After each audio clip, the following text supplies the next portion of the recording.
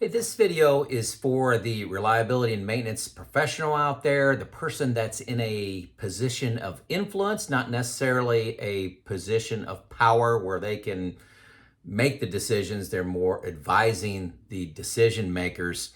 I was asked to make this video, so hopefully you'll enjoy it.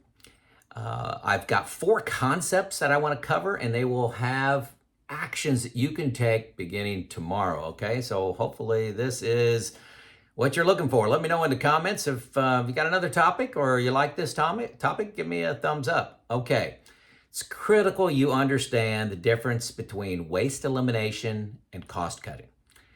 Every single reliability tool is designed to take out waste.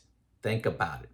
Every single tool. Why do you do a PM? You do a PM to prevent final failure of a piece of equipment.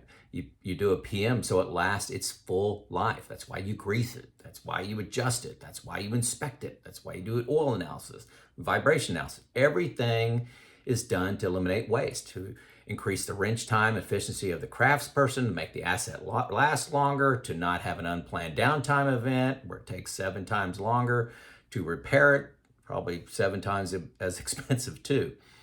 So action number 1, try to get "we eliminate waste" as the mantra for your maintenance organization. We attack waste.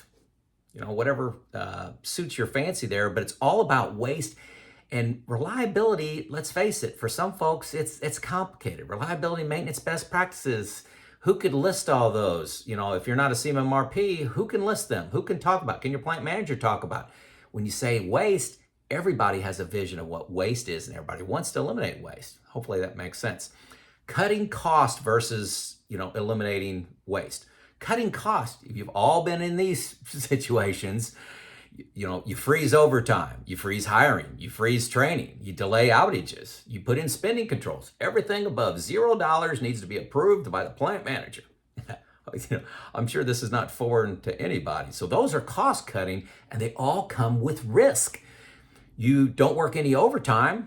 Hey, that's all well and good, saves costs, but at what price? Are you not doing permanent repairs? Are you delaying outages that are based on failure mode? All you're doing is setting a time bomb to go off in the future. That's cost cutting. That's what it does. You put in spending controls of $0. You just added bureaucracy to the process and delayed decision making. Everybody's, you're just taking more risk because you're not making repairs in a timely fashion. What are waste examples? You're putting in the wrong lube. You're putting the wrong amount in. You're doing it the wrong frequency. You're doing reactive maintenance. You lost production during reactive maintenance. You have quality issues. Meantime to repair problems because you let things go to final failure. You got expedited parts, unscheduled overtime, wrong technical expertise, safety risks that all go along with unplanned downtime events. And those are all just waste. It's everywhere if you look for it. Chalk circle observation. Chalk circle observation is a specific kind of observation that you need to add to your data set. It's at least 4 hours on the shop floor, and it's a complement to KPIs, your opinion, your experience. Chalk circle observation changes everything. It changes everything. KPIs hide information by use of averages. For example, if something takes 10 minutes to do one time, takes 20 minutes to do the next time, the average is 15. Okay, the average is 15. So is 16 good? 16 minutes to do an oil change? Well, it sounds bad. It's 1 over, but it's better than 20. So it's just a number. It doesn't tell you what to do next. Okay, it doesn't say, KPIs don't tell you what action to take. Experience. A lot of times, and this is just human nature, people don't like sharing bad things. If I tried to install a set of bearings on midnight shift and I made a mistake and it took 4 hours instead of 1 hour, I just say we ran into some complications, and it took longer. I don't say that I made a mistake. If I say I made a mistake, that's embarrassing, but if I say I made a mistake, other people can learn from that. But that's, human nature. That's a challenging one. I'm sure you have that issue in your plants. So chalk circle observations, at least 4 hours worth of observation added on to your data set. So if you're having a problem with the bearing, a set of rolls, a hydraulic system, have you gone out there and watched it operate for 4 hours? And this is the ultra lowest duration of a chalk circle observation. I prefer 16 hours, 24 hours, even 48 hours of observation. You'll make better decisions. You'll understand how production uses the equipment. You'll understand how other people interact with it. And you'll see these one-off problems that are reality that you don't see in the conference room or through electronic measures. KPIs and opinions are biased. Like I said, they're manipulated and they hide waste. Here's some examples. 90% PM compliance. Is that good? What makes up the 10%? Is that your most critical asset? You got a bottleneck critical asset and you missed every PM on it, but you got all the non-critical assets done. You're hiding waste. Let's see, for example, in this category, you can change this to most of our problems are lube related. So we're going to measure lube PM compliance. We want to be 100% every month. It's more strategic and it's a free action to do. Free action didn't cost any money, but it's more focused. Also, you can measure your PMs on critical assets. Say it's the hot mill. Just, hey, we're only going to measure, or one of our additional measures we're going to have is PM compliance on this critical asset. Watch how things change when you add that metric. Are the PMs conducted with precision and are they performed completely? Folks, I can't tell you how many times I've observed a PM and they're only doing 50, 60, 70, 80% of the work in that PM, close it all up, mark it up as complete.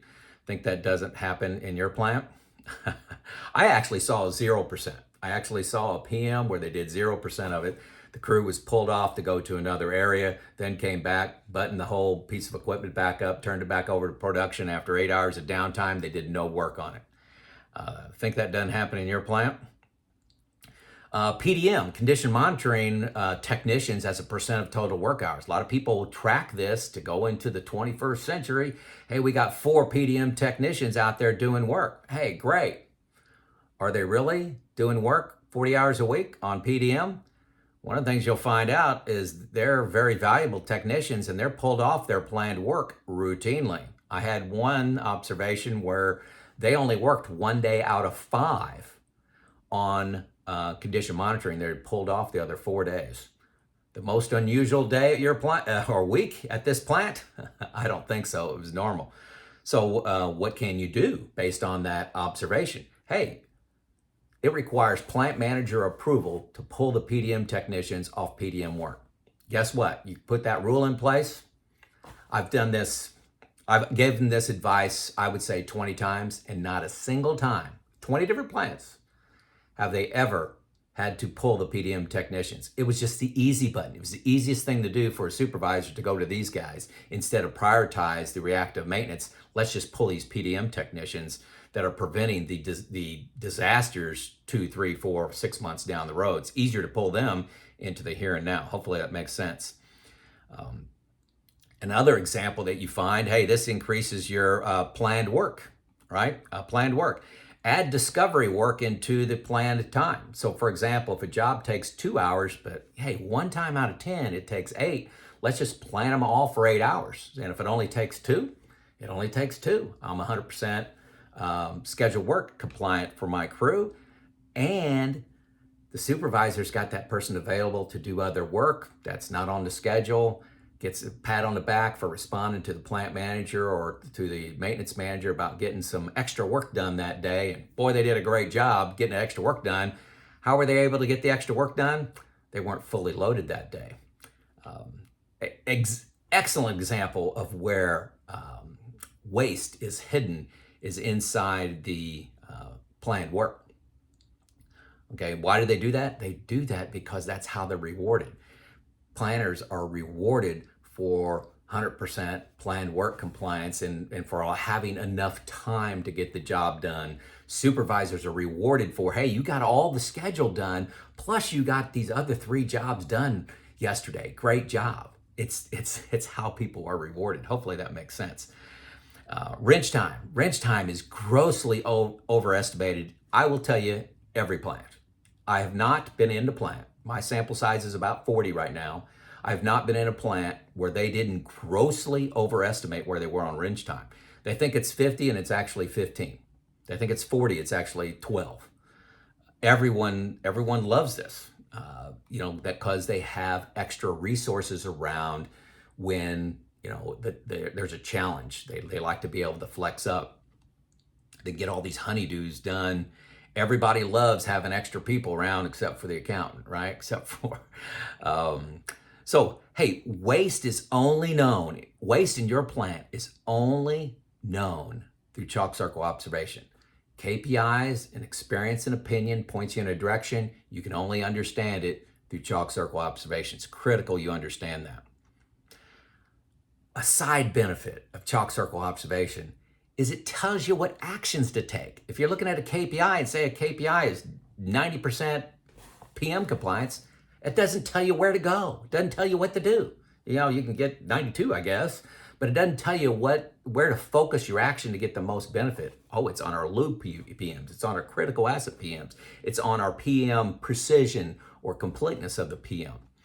Simple, free, no-cost options are the most frequent outcome of chalk circle observation. Here's 4 examples. We need to add a fork truck.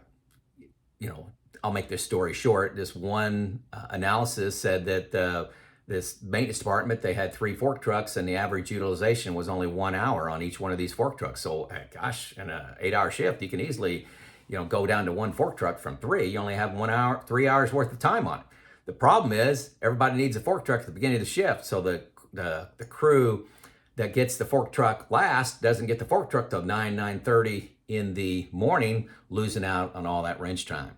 Another plant, they had a new safety rule that said that they had to print out the lockout, tagout, verify instructions the day the work is being completed.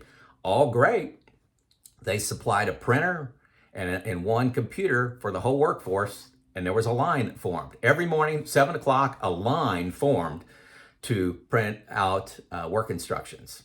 And the day I happened to be there, the worst day the plant's ever had, the last group got their instructions 2 hours into the shift.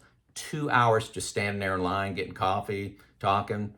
Another example is a crew added a galvanized bucket, an empty bucket, to all their planned jobs. And this is because they had a problem losing small parts. So when they're disassembling a pump, for example, hey, you take all the nuts and bolts, shims, and throw them into a bucket. The key, throw it into a bucket. The coupling, throw it into the bucket. And then they were losing parts, and then they were chasing them around the rest of the shift trying to find them. Another one, my last example here, was the most important, critical reliability issue in the company was this one molten metal hauler. This happened to be a plant in Saudi Arabia.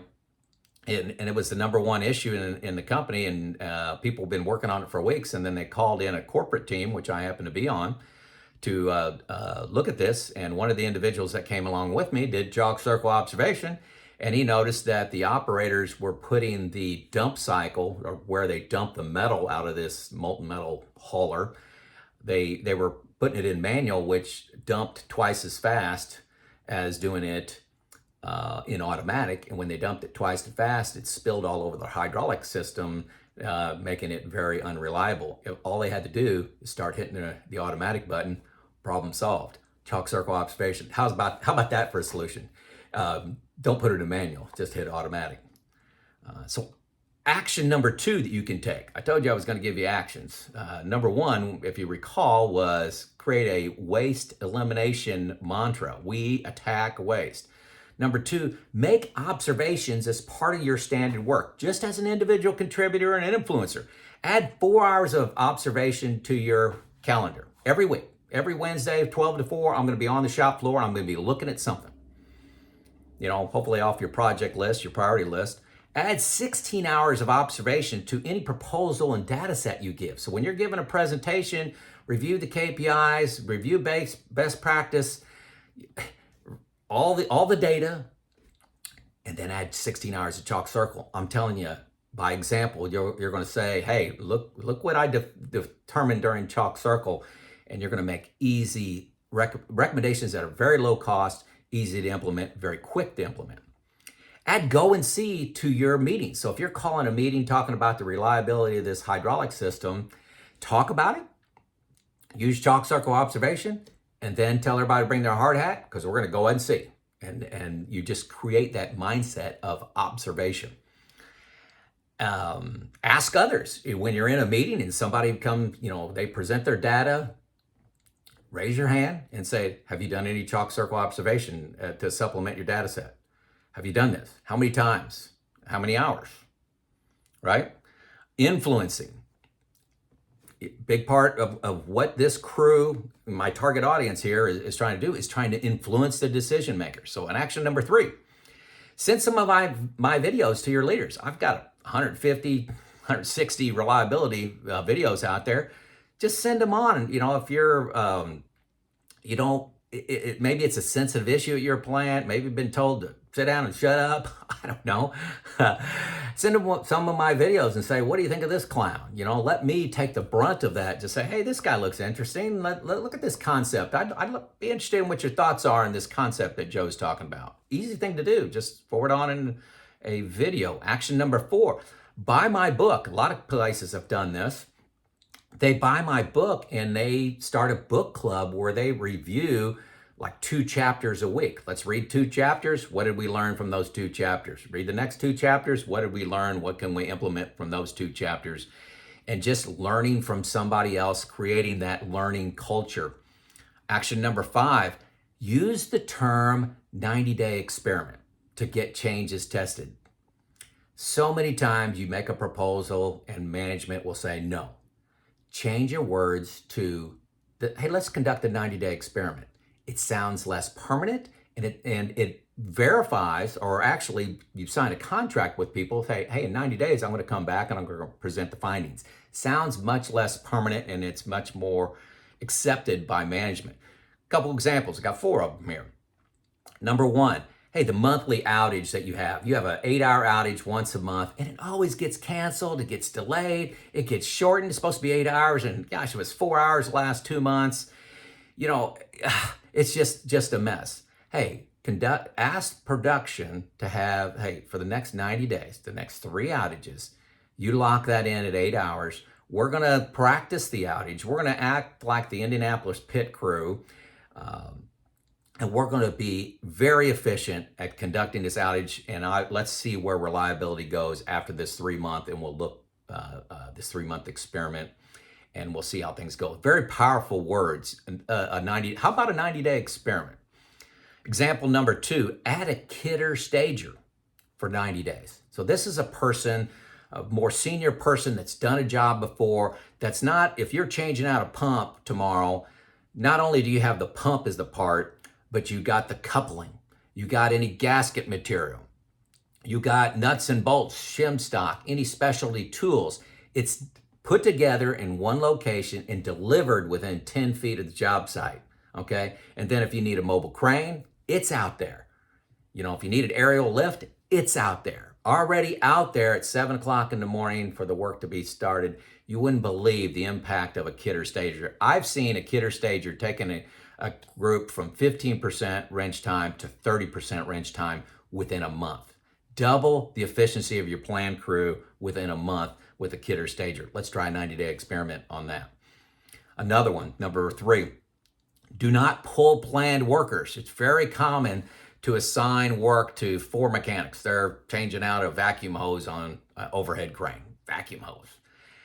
Some unscheduled work comes up. You got an unscheduled work crew over here, but they're working on something. So you stop the planned job and then you have the planned job go to those, the planned work crew go to the unplanned work and then they go back and they're just extremely inefficient doing that. 90-day experiment. We don't pull planned crews without calling the maintenance manager or even the plant manager.